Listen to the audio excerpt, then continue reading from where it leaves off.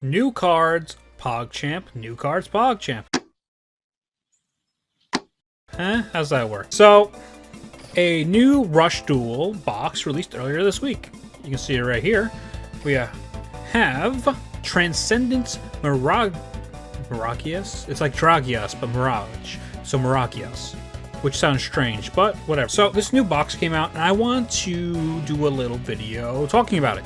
So I'm using this first little part of my stream to talk about the set. You can see I did a 2-pack opening, and I got this guy out of here. Might as well start from bottom work up. We already had them in the game, to vanilla, vanilla, vanilla, vanilla. Don't think this guy's gonna be any good. Already had this guy. New trap. So we got these. The weird like jail pivot for Dion Keto. Rush Duel has this thing where Dion Keto shows up in a whole bunch of like different jobs, I guess. Eventually becoming, I guess, the Boogie Master. This is, I'm assuming, an anime card where I guess Mimi would probably have been dueling Yuga, and so they just gave Mimi a trap card to counter spellcasters. Okay. This is actually not too bad as far as like traps go. If we were in a world where we like side decked, I can see putting this in there. Because if you want me to just read it to you, I guess I can just read it for the video. When your opponent normal summons a monster while you have a face-up level 8 or higher Aqua-type monster on your field, which is Dion Keto, choose up to 5 monsters in your opponent's graveyard and shovel them into the deck. If your opponent has a face-up spellcaster-type monster on their field, you can choose up to 5 additional monsters, so you shovel back 10. So the way it counters Yuga specifically is that it Seven's Road gets more attack based on different attributes in the grave. So the idea is that this card is shuffling away all of attributes that Seven's Road is looking for. Okay, cool, I guess. Now, why I say this can actually be kind of decent is most of the cards currently released are all kind of like, alright, mill yourself and add a card from the graveyard, you know, kind of like that. If you're playing in a way where someone's like, I don't know, if it's like, this is fine against the Cybers deck, it kind of counters the Max Monster, you know, it's kind of good against the Maximum Excavator, I wouldn't recommend playing this, but it's interesting, it's something you could play. Next up we have Psychic Burial, pay 1k, send top 2 cards in your deck to the graveyard, then if your opponent has 3 monsters in the field, you can send 1 card from the top of your deck to the graveyard. Like I was saying before, Psychics are a deck that want to mill a bunch of cards and have the resources in the graveyard to then add back like a candy or just like recycle or just have a specific number in the grave for effects. So that's the idea, is that Psychic Burial, as shown on the art, it's like Foolish Burial. You're milling, not exactly sending the card you're choosing, but you know. Next, the Monarchs are out here. We have the Rush exclusive Monarchs. So these guys are Cyberses, Wilhel, they're both Wilhel. Okay, I thought it was like a Vassal and a Mega Monarch. It's not. Okay, they're both Wilhel. Might be. They don't seem very good. I read like, so I saw this art. I saw this art for Wilhel the Mega Monarch, and I said, "Oh my god, these are the coolest cards ever! I want to play these cards." And then I read what they did, and I said, "Wow, I no longer want to play these cards." I was on a big Monarch kick because, in case you can't tell, I love the Fluonderees. Is it obvious? I love Flu. So, you know, my Lord and Savior, Rise of the Mega Monarch, give me a little warm feeling for Monarchs. These guys ain't good. It's not that they're garbage. Their effects... Okay, let's start with this Willow. During the turn, you tribute summon this card in attack position, look at 1 face down spell trap card on the field, then if the card is a spell card, you can destroy it. Wow, this counters Pro Set Talismanic Seal Array. Wow, or Pro Set MST, or... It's not good.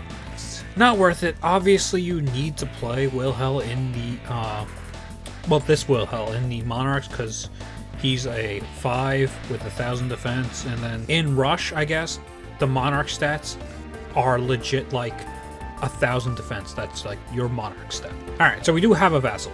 We have Zeus the Wisdom Vassal. During the turn, you normal summon this card, shuffle 2 monsters with 1,000 defense from your graveyard into the deck. Your opponent sets 1 spell card from their graveyard to their field.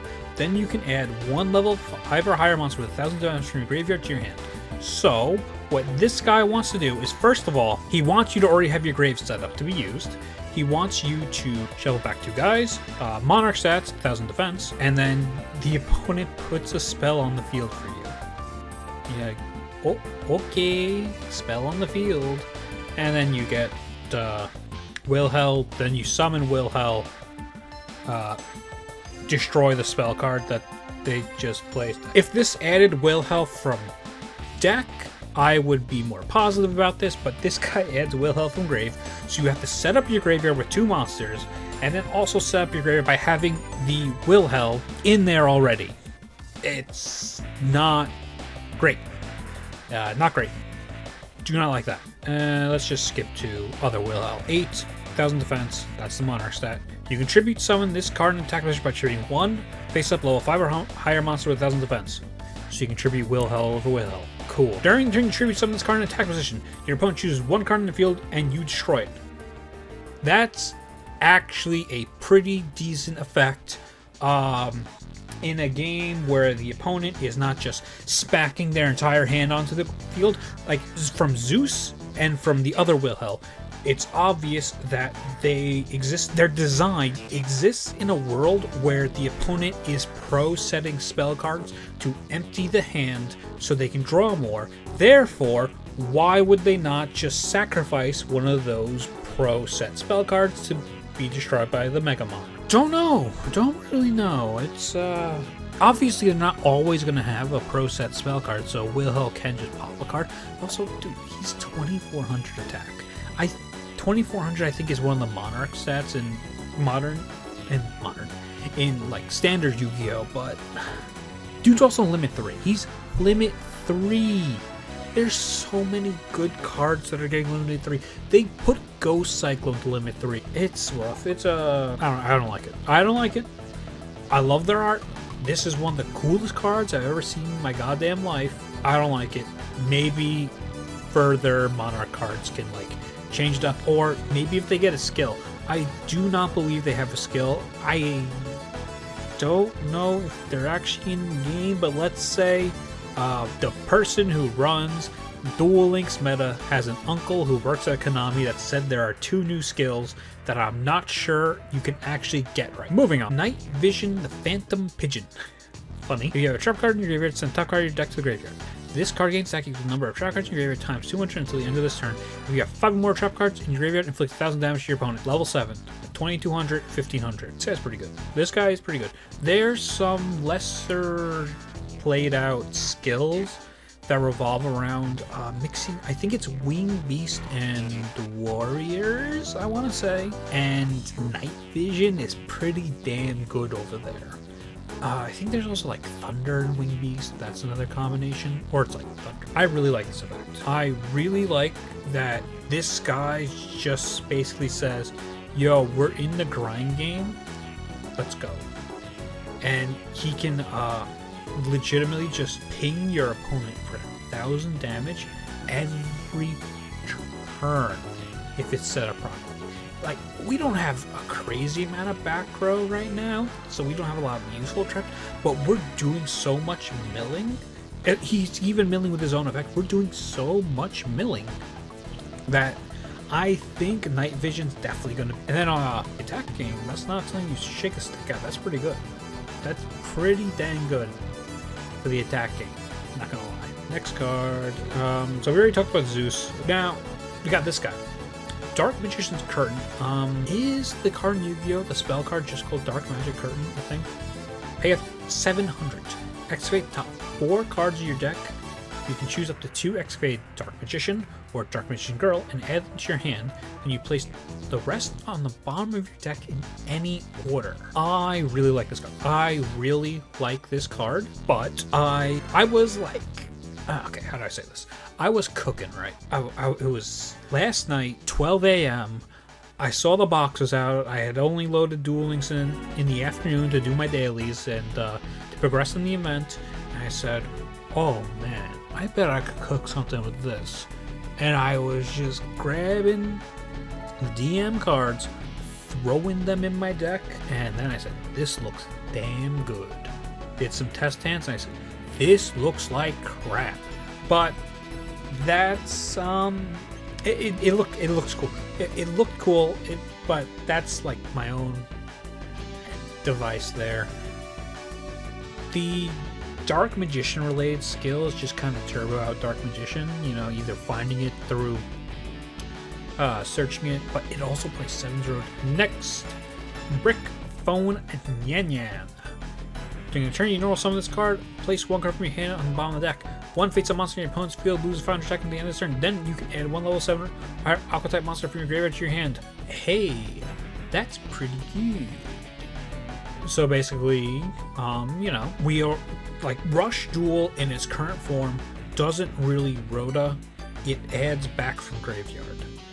So the idea behind Brick, Phone, Yan Yan is that you milled a Dian Keto with, like, I don't know if you can play Essel, but I'm just gonna say because she's the best card in the game. Let's say you milled her with an Essel, and then you go Yan Yan, put a useless card back, you get Dian Keto, boom, summon Dian Keto, and then the opponent also loses some attack. I like it.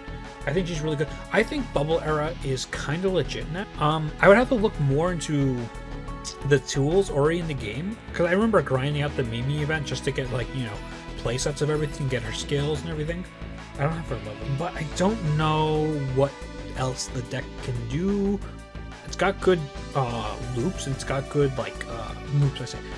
It's got a good tribute engine, because the Seahorse Carrier and Prince Kanan and then Kanan the Sword Mistress, they're all in that deck, so that's pretty good. I'm looking forward to looking into it more. I'm not going to do that today, though. Next, Dian Keto, the Security Master. 8, 2500, 1000. Send one card from your hand to the graveyard. Look at your opponent's hand, choose one card and send to the graveyard. You send a level 7 or higher monster to the graveyard by this effect, you gain 1000. Okay, I'm sure her effect definitely comes up more often than not, but my brain immediately goes, but that means the opponent draws one extra card for their turn, where they just draw the second copy.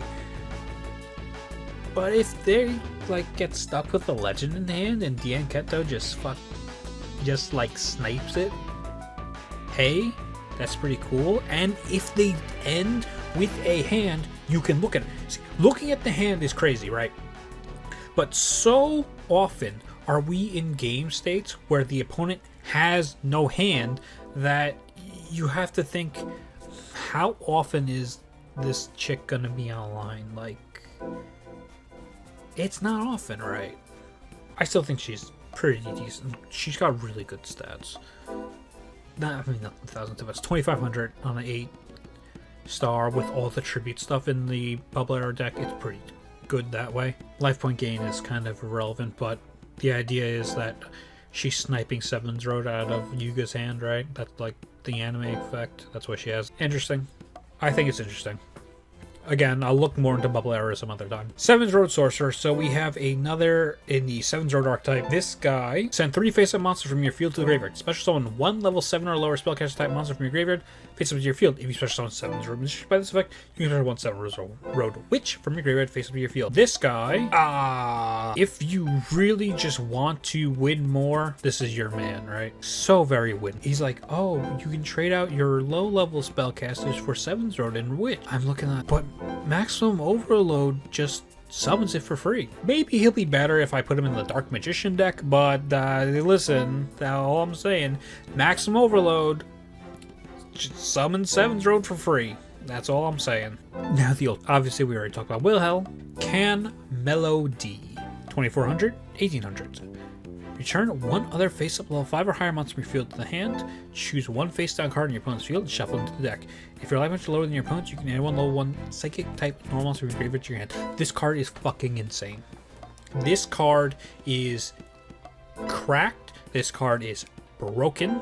This card, I love this card so much. Not sure if I'm gonna play it though in a psychic deck. Why, you might ask, am I not going to play this in a psychic deck? Or why might I not? Well, I can't exactly zoom in live here on stream, but it's definitely getting zoomed in on the video. they limited her to 3, which means she conflicts with the other cards that are already limit 3 in Psychic. The ratios of the deck just get completely messed up with you're just like juggling all these limits and you're like, oh my god, Konami or whoever, whatever Chinese dev is in charge of Duel Links, please. Psychics are bad because of these limits. I get it. This card's broken. This card's insane. But they don't want to make it too broken. Alright, I'm back after an impromptu break. I talked very fast on that. Finished my call. Last and final card of the set. Illusion Strike Dragon Miraculous. Title card of the box.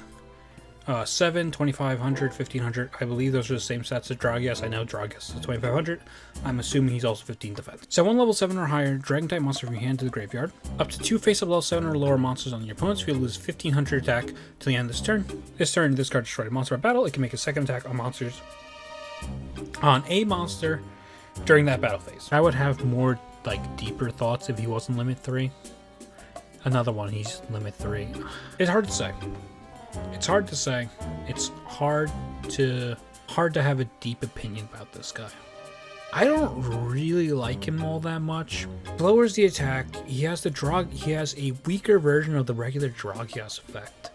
You would think that newer versions would have like a better effect.